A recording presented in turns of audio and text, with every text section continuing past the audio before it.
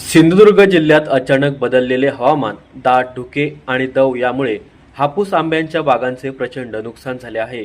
या परिस्थितीची गांभीर्याने दखल घेत सिंधुदुर्गचे पालकमंत्री तथा महाराष्ट्र राज्याचे मत्स्य आणि बंदर विकास मंत्री नितेश राणे यांनी आज देवगड तालुक्यातील विविध आंबा बागायतींना प्रत्यक्ष भेट देऊन पाहणी केली.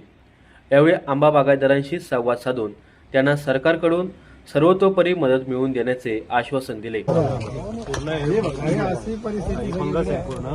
आणि हे वह्यात छोटे छोटे आंबे आहेत, कणी दिसते, परंतु ती सगळी फंगसमुळे पूर्ण ती झाली. हा मिळणारच नाही, गेला आता पूर्ण संपला. स्प्रे झालेले तरी पण अशी परिस्थिती. अगदी चांगली कंपनी, स्टँडर्ड कंपन्यांची औषधं मोलिक्युल वापरलेले आहे, तरी पण ही परिस्थिती अशी आहे. एवढं असं होतं. आणि 8 दिवसाचा फवारा केलेला आहे, तरी पण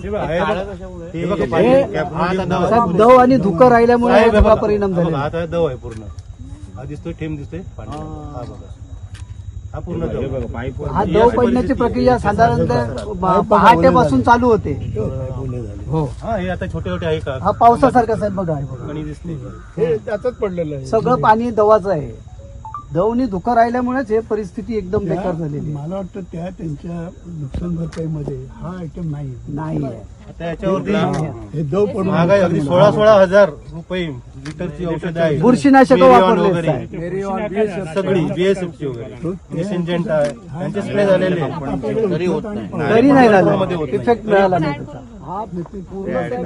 मी काय केलं, मी ड्रम मध्ये औषध केलं, त्याच्यात जे थ्रिप्सचे औषध किंवा कीटकनाशक सगळे टाकले आणि मोहर जो होता तो बुडवून आतमध्ये असा धरला आतमध्ये.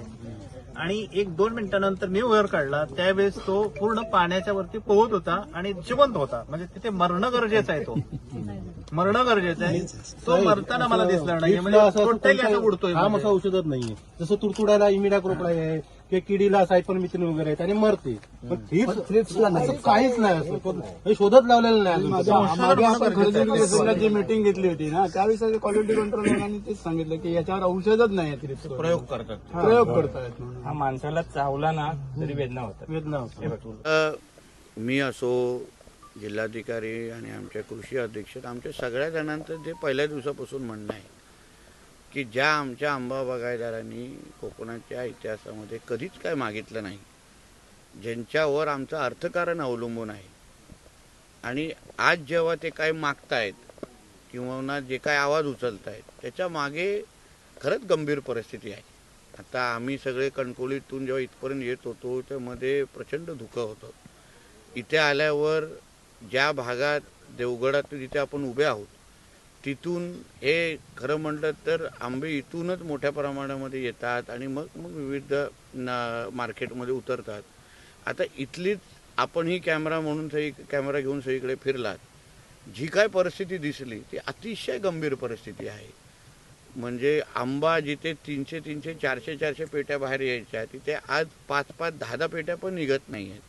आणि म्हणून ही सगळी परिस्थिती शासन म्हणून, प्रशासन म्हणून आम्ही खुल्या डोळ्याने पाहिलेल्या आहे. आमच्या आंबा बागायतदारांच्या ज्या व्यथा आहेत, जे कधीच कोणाकडे हात पसरत नाहीत, कधीच काय मागत नाहीत, ते आज व्यथित आहेत. कारण का जी काय परिस्थिती आहे ती निसर्गामुळे आहे. जे काय कीड निर्माण झाली आहे, थ्रिप्ससारखा कीड आहे, उपलब्ध असणारी औषधं जी आहेत ती त्या कीड जी लागलेली आहे, रोग जो लागलेला त्याच्यावर कामच करत नाही. आणि म्हणून ह्या सगळ्या परिस्थितीवर सरकार म्हणून आम्ही त्यांच्याबरोबर उभं राहणं हे आमचं कर्तव्य आहे. आणि त्याचसाठी आज आम्ही आमदार, मंत्री, प्रशासन म्हणून आम्ही का मंत्रालयामध्ये बसतो, का विधिमंडळात बसतो, की ह्या आमच्या लोकांना आम्ही आधार दिला पाहिजे, संकटामध्ये त्यांच्याबरोबर उभं राहिलं पाहिजे, ह्याचसाठी आम्ही त्यांचे सेवक म्हणून तिथे बसतो. आणि म्हणून ही सगळी परिस्थिती मी आहे, जिल्हाधिकारी मॅडम, कृषी अधीक्षक सगळेच आमचे अधिकारी माझ्याबरोबर आहेत. आणि आज ही परिस्थिती पाहिल्यानंतर शासनाशी, मुख्यमंत्री कार्यालयाशी योग्य पद्धतीने माहिती तिथे पोहोचवणं, जशी मागणी जास्तीत जास्त मदत, जेणेकरून ह्या सीझनमध्ये जे काही नुकसान झालेलं आहे ते भरून कसं काढता येईल, ह्यांना शासन म्हणून ह्यांना आधार कसं देता येईल, त्या दृष्टिकोनातून आता आम्ही पावलं उचलणार आहोत. शासनाकडनं यापूर्वी देखील मदत मिळाली, मात्र ही तुटपुंजी आहे. आणि आपल्याला मदत मिळते ती जी मदत पुरेशी नाही असं सांगत त्या दिवशी देवगडमध्ये सुद्धा एल्गार मेळावा झाला आणि त्याच निमित्तानं 12 तारीखला आता हे सगळे जे बागायतदार आहेत ते आंदोलन करणार आहेत. काय सांगा? एक लक्षात घ्या, अशी परिस्थिती तुम्ही माझ्यापेक्षा आजूबाजूच्या बागायतदारांना विचारा. एवढी गंभीर परिस्थिती अगोदर झालेली नव्हती. परिस्थिती होती, कधी कधी आम्हा लोकांना पाहिजे तसा आंबा भेटायचा नाही, पण ही परिस्थिती अतिशय वाईट आहे. आणि म्हणून आता आदरणीय गोगटे साहेब पण इथे आहेत, सगळे प्रमुख आंबा बागायतदार आज इथे ह्या माझ्याबरोबर आहेत. म्हणून आता ह्याच्यामध्ये राजकारण, आता आंब्याचे बाग आहे किंवा आंब्याचं ते काय ते कुठल्या एका पक्षाचं नाही, कोणा पक्षाचा झेंडा लागलेला नाही. आणि म्हणून आमच्या देवगड, आमच्या सिंधुदुर्ग, आमच्या कोकणाचं अर्थकारण त्यांच्यावर अवलंबून आहे. त्यांना आधार देणं, एका बाजूला आम्ही विकासाची भाषा करतो, एका बाजूला दळदळ उत्पन्न वाढवण्याची भाषा करतो, आणि दुसऱ्या बाजूने ज्यांच्या आधारावर आमचं कोकणाचं अर्थकारण अवलंबून आहे ते अगर संकटात असतील तर आमचं अर्थकारण किंवा दळदळ उत्पन्न कसं वाढेल हे समजणाऱ्यापैकी आम्ही लोक आहोत. तिथे सन्मान्य राणेसाहेब आज दिल्लीत पोचत आहेत.